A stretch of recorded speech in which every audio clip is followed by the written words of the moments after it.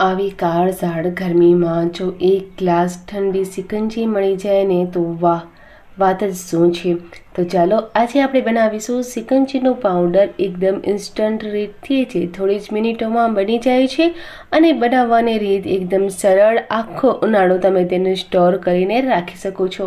તો અહીં આપણે લીધું જીરું, મરીનું પાવડર, દળેલી ખાંડ, સંચળ, આ બધાના પરફેક્ટ માપ સાથેનું ડિટેલ વિડીયો રેસીપી મેં ટાઇટલની પાસે આપી દીધી છે, તમે ઈચ્છો તો ત્યાં જઈને ચેક કરી શકો છો। હવે સારું કરવા માટે આપણે લઈશું લીંબુનો રસ, તેની સાથે 2 ચમચી જેટલું સિકંજીનો પાવડર એડ કરી દઈએ।